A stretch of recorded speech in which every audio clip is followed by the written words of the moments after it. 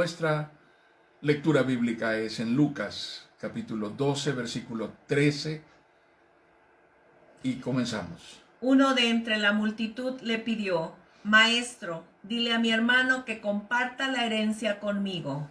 Hombre, replicó Jesús, ¿quién me nombró a mí juez o árbitro entre ustedes? Tengan cuidado, advirtió a la gente. Absténganse de toda avaricia. La vida de una persona no depende de la abundancia de sus bienes. Entonces les contó esta parábola. El terreno de un hombre rico le produjo una buena cosecha. Así que se puso a pensar: ¿qué voy a hacer? No tengo a dónde almacenar mi cosecha. Por fin dijo, ya sé lo que voy a hacer. Derribaré mis graneros y construiré otros más grandes donde pueda almacenar todo mi grano y mis bienes. Y diré: alma mía, ya tienes bastantes cosas buenas guardadas para muchos años.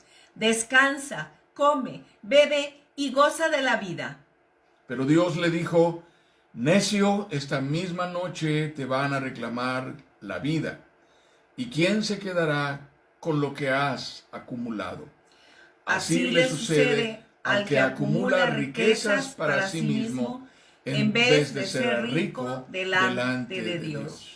Lucas 12, 13 al 21.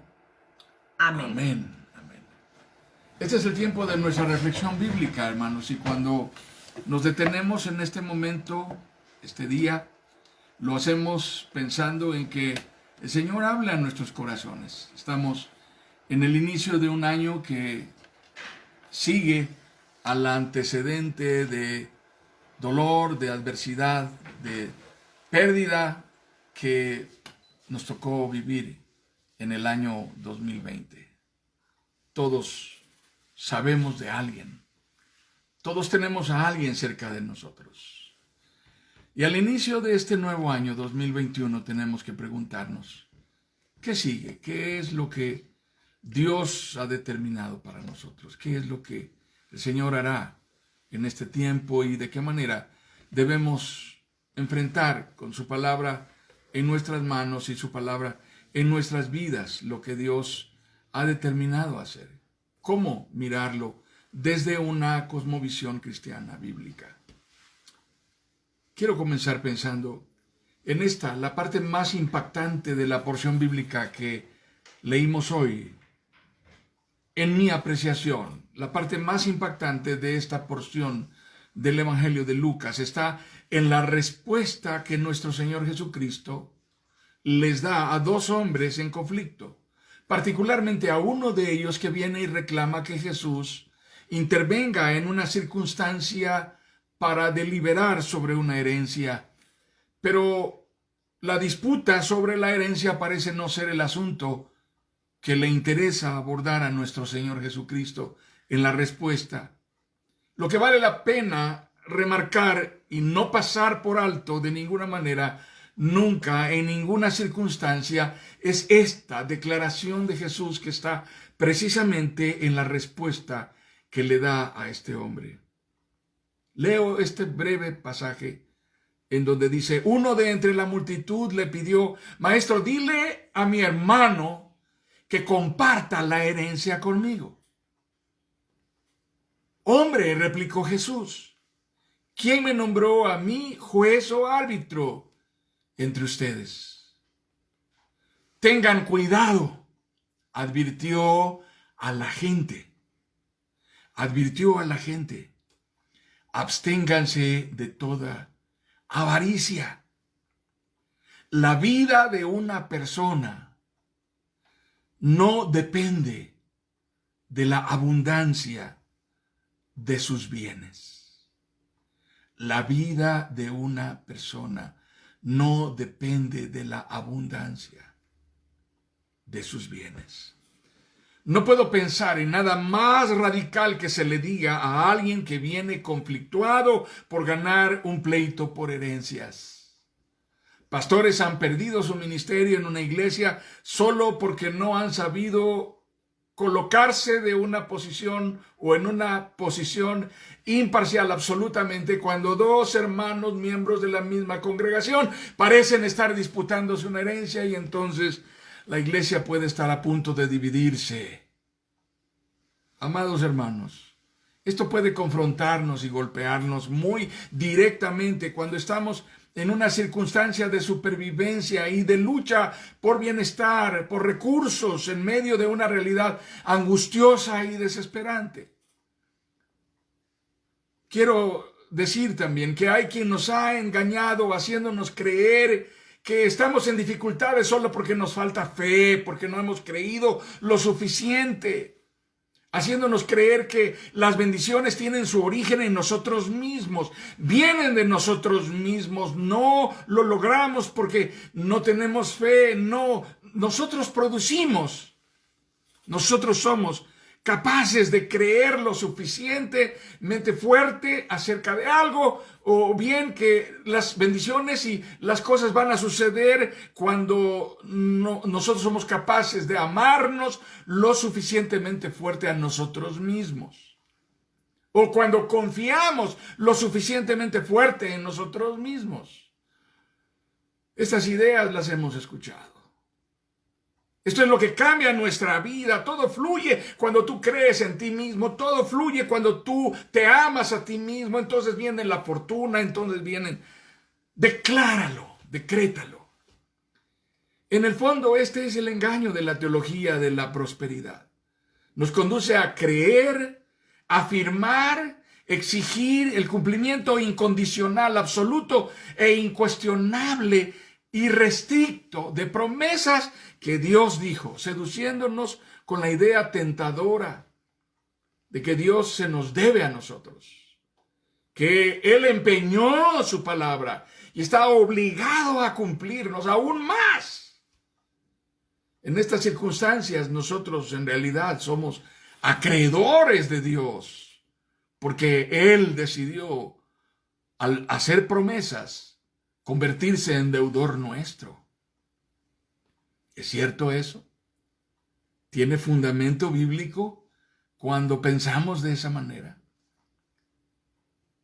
Cuando pensamos de esa forma, hermanos, nuestra fe se convierte en una vulgar actitud de cobradores. Una cobranza, una demanda exigente de un pago adeudado por Dios a nosotros. Pero eso es absolutamente falso. Es decir, no somos nosotros los que fabricamos las bendiciones. No podemos generarlas por nosotros mismos. No son el resultado de nuestra capacidad de creer o de decretar o de amarnos lo suficiente o de pensar positivamente a nosotros mismos o confiar lo suficiente. Nada más alejado de la fe bíblica inerrante, la fe que está fundamentada en el testimonio de los patriarcas, de los grandes héroes de la historia sagrada, de Abraham, de José, de Moisés, de Josué, de Samuel, de David, los profetas, de nuestro Señor Jesucristo, el Hijo de Dios, de los apóstoles.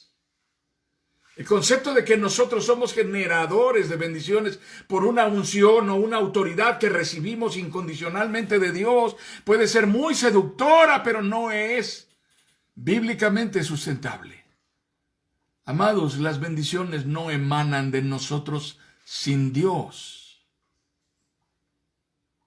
Las bendiciones son una consecuencia, un resultado. Son una revelación del pacto de Dios con su pueblo. Las bendiciones son una evidencia de la naturaleza de Dios. Porque Dios es bueno, somos bendecidos. Porque Dios es misericordioso, somos prosperados. Porque Dios es fiel, cumple sus promesas. Porque Dios nos ama y quiere hacernos bien. Es que tenemos lo que necesitamos. Tenemos más de lo que necesitamos. Nosotros podemos entender que hay personas viviendo apenas con lo indispensable y algunos ni siquiera con lo indispensable. Pero debemos también entender desde el contexto de la palabra, desde el entorno de toda la Biblia, las bendiciones que nosotros anhelamos recibir de Dios no son el propósito final, no son el propósito último por el cual Dios busca tratar con nosotros. Eso puede ser sorprendente, pero es real. Las bendiciones no son el propósito último o final por el cual Dios busca tratar con nosotros.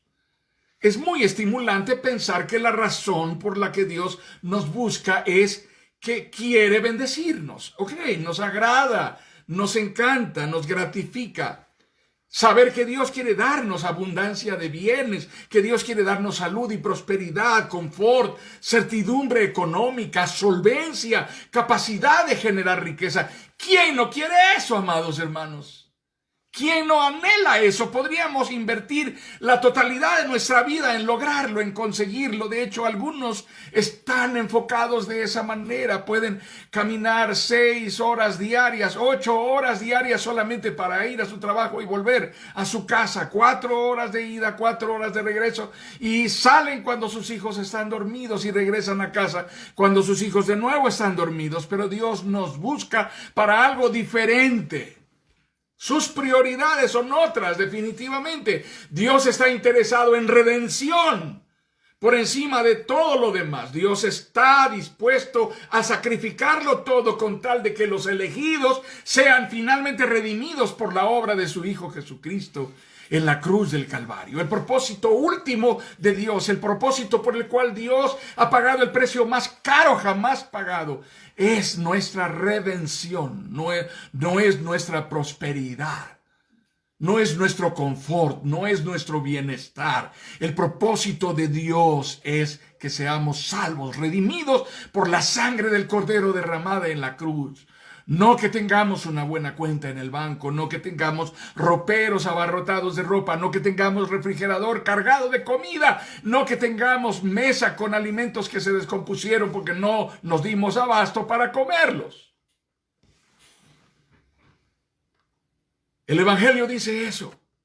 El Evangelio declara eso enfáticamente. El Evangelio es esa verdad aplastante que nos deja saber el precio pagado por nuestra salvación, que es lo que a Dios le importa por principio de cuentas y como último y final propósito de su plan de redención.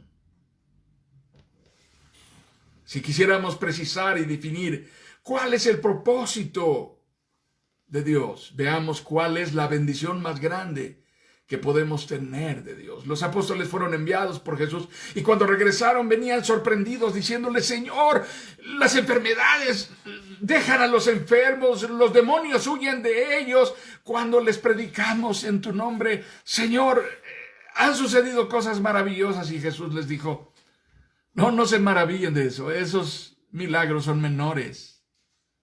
El mayor milagro de todos, el más grande, el más portentoso, el más sorprendente, el más impresionante, la cosa más descomunal que podamos imaginar que ha sucedido en la historia y en la eternidad, es la salvación de aquellos cuyos nombres están escritos en el libro de la vida.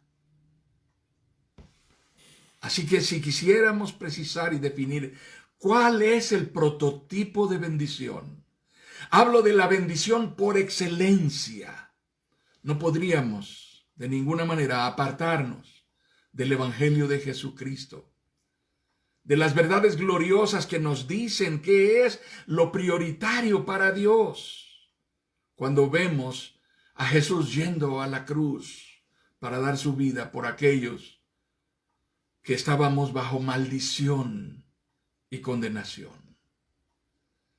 Pero no necesariamente, amados hermanos, y este es el conflicto de este inicio de año, y es el conflicto que los hombres vivimos en el día a día. No necesariamente es la misma definición de bendición para nosotros.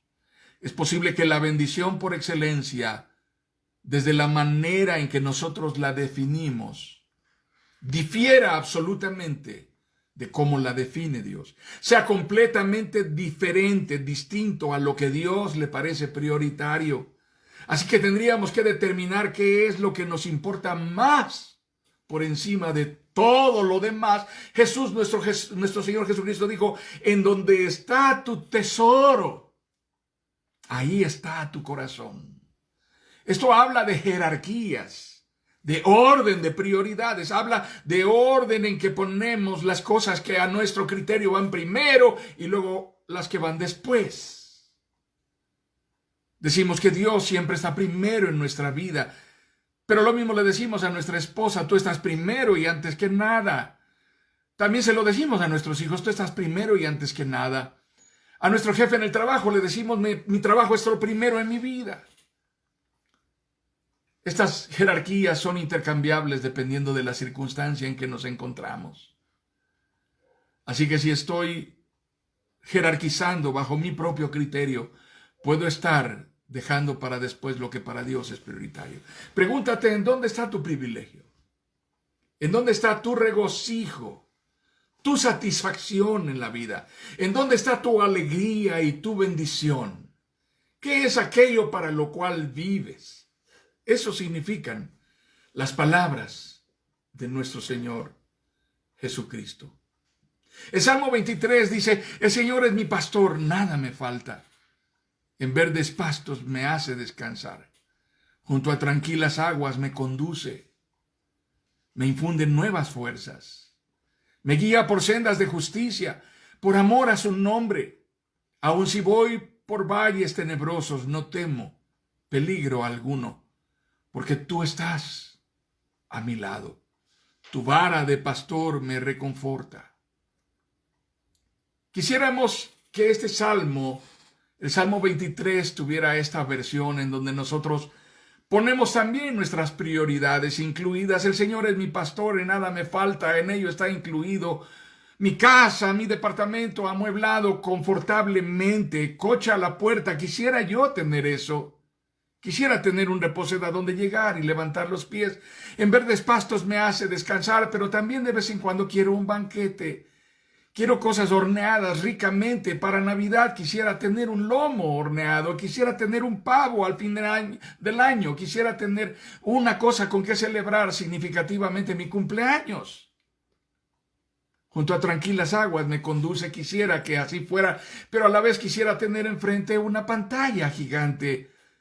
Quisiera poder ver los canales de televisión que a mí me gustan, lo que a mí me gratifica, lo que me satisface. Quisiera hacerlo estando echado en una cama suficientemente confortable. Una cama de agua estaría bien. Aire acondicionado, tal vez me gustaría. Calefacción, si la necesito. Todo esto haría más abundante el trabajo del pastor. Me sentiría yo más confortado. Sería un trabajo más eficiente del pastor si lograra evitar que yo tenga que pasar por valle de sombra de muertes o alguien a quien yo amo. Eso me haría verdaderamente feliz. La razón por la que todo nos aflige y nos abruma, nos llena de incertidumbre al inicio de un año como este, nos causa frustración al haber concluido una jornada como el año pasado. Nos deja una sensación de vacío, es precisamente porque hemos vivido dependiendo de todas esas cosas, cada vez desde una condición más exigente, más sofisticada, más precisa, más exquisita, más frívola y más superflua, más vana y más superficial. Al convertir todo lo accesorio en indispensable y hacerlo condicionante para nuestra dicha y para nuestra felicidad, volcamos nuestra vida en obtenerlo y terminamos viviendo para eso y no para Dios. Cuando nuestras jerarquías y prioridades no están centradas en Cristo, sino en nosotros mismos y en nuestra ansiedad existencial por obtener y poseer, por generar y adquirir, por disfrutar y celebrar, lo que sucede es que hacemos miserable nuestra vida. Y nos empobrecemos debido a lo que no tenemos. Una vida centrada en Cristo está construida sobre el gozo que viene de su gracia y de su fidelidad. Una vida centrada en nosotros mismos está construida sobre una angustiante lucha por la supervivencia cotidiana, por solvencia, por certidumbre laboral, por bienestar y confort, por prosperidad. Queremos tener más. Es una realidad que millones de personas viven bajo un esclavizante patrón de supervivencia que no les permite siquiera imaginar algo semejante a prosperidad. Están lejos de eso. Su condición es de supervivencia real. Los mantiene apenas a muchos sin siquiera tener con frecuencia ni siquiera lo indispensable para un solo día, para comer cuando menos una vez al día. La miseria es una constante que segrega a la población cerca de nosotros, a nuestro alrededor. Hay personas viviendo esto. Pero la otra parte de la población es la que cuenta con una forma de certidumbre laboral, con una especie de ingreso más seguro, más o menos sólido. El común denominador es vivir para generar y obtener mejoría significativa en nuestro nivel de vida. Vivir bajo este patrón de vida no es una afirmación de lo que expresa el Salmo 23 plenamente como declaración de fe. Por el contrario, es una negación de lo dicho allí con un espíritu de sereno y gozoso reposo en la acción de Dios para proveernos. Así que esta es la forma en la que solemos negar lo que Dios es. Solemos negar lo que Dios dice. Y solemos negar lo que Dios hace. Así que en nuestra tendencia hay una negación de que Dios ejerza alguna forma de señorío sobre nuestra vida productiva, sobre nuestro estado de bienestar. Terminamos defendiéndonos de Dios. También terminamos definiéndonos como dueños y poseedores absolutos de lo que hemos adquirido con nuestro esfuerzo y consideramos incuestionablemente nuestro. ¿Qué hacemos en el duelo cuando Dios nos pide aquello que más amamos? Quiero hablar del duelo, de la circunstancia de pérdidas que muchos han sufrido en este año que pasó. Quiero hablar del duelo, de la pérdida real, del sufrimiento y de la ruptura que muchos hermanos nuestros están aún enfrentando desde un corazón desgarrado. Me refiero a lo que nos sucede cuando Dios toma algo a lo que estábamos apegados o que estamos amando entrañablemente, cuando perdemos a alguien a quien amamos, nuestros sentimientos de decepción acerca de la soberanía de Dios determinando sobre aquello que sentimos nuestro. Su voluntad acerca de lo que Él determinó cumplir en nosotros y en los seres que amamos y que ahora nos duele por la manera en que, el tiempo en que, la forma en que Él determinó hacerlo, al grado de sentir que Dios nos ha robado algo y estar resentidos contra Dios, como si no estuviéramos dispuestos a superarlo. ¿Qué pasa cuando Dios nos dice, dame a tu padre, dame a tu madre, dame a tu esposo, a tu esposa, dame a tu hijo, o a tu hija, dame a tu hermano? Es un dolor profundo. El apego que llegamos a desarrollar se convierte en una codependencia difícil de romper. Pero Dios nos pide estar dispuestos a hallar una felicidad superior en Él, por encima de la que hallamos en aquellos a los que amamos aquí.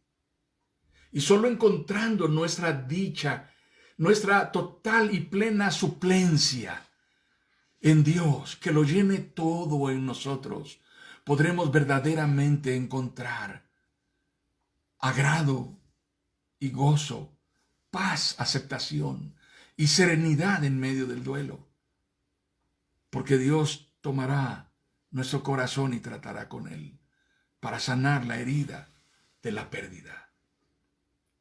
Jesús dijo, la vida de la persona no consiste en aquello que abunda y que posee.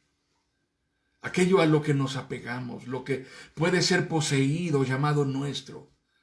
La razón es que todo eso que poseemos, en principio, terminará convirtiéndose en lo que nos posee a nosotros, porque se adueña de nosotros. Y terminaremos viviendo para ello. Así que en el amanecer de esta jornada 2021, determinemos, amados hermanos, definamos nuestro criterio de vida, nuestro patrón de esfuerzo, rindamos nuestra vida y nuestro quehacer a honrar a Dios con lo que hacemos. Determinemos nuestro corazón, vivir por fe, aún teniendo una capacidad de resolver. Más aún, si no la tenemos, tengamos fe, perseverando en trabajar y en desarrollar nuestras tareas y nuestros roles familiares con el interés de ver a Dios en lo que hacemos y confiando en su maravillosa y fiel providencia. Las palabras de Jesús, recordémoslas al inicio de nuestra reflexión: tengan cuidado. Advirtió, absténganse de toda avaricia. La vida de una persona no depende de la abundancia de sus bienes. Luego, dirigiéndose a los discípulos, dijo: por eso les digo que no se preocupen por la vida diaria. Si tendrán suficiente alimento para comer o suficiente ropa para vestirse, pues la vida es más que la comida, el cuerpo es más que la ropa. No se inquieten por lo que van a comer o lo que van a beber. No se preocupen por esas cosas. Esas cosas dominan el pensamiento de los incrédulos en todo el mundo, pero su Padre ya conoce sus necesidades. Busquen el reino de Dios por encima de todo lo demás y Él les dará todo lo que necesiten. Así que no se preocupen. Pequeño rebaño, no se preocupen. El Padre le ha dado mucha felicidad. Al Padre le ha complacido entregarles el reino. He leído Lucas capítulo 12, versículos 22, 23, 29 al 32. Hagamos de este año, el año 2021, un año de determinaciones más que de sucesos buenos o malos, acontecimientos buenos o malos, buena o mala suerte. Cambiemos ese código, determinemos honrar a Dios con nuestra vida, determinemos seguir a Jesucristo a cualquier precio, determinemos vivir para la gloria de Dios y hallar en Él nuestra mayor y más completa bendición, nuestra mayor y más completa felicidad. Vivamos o muramos en este año.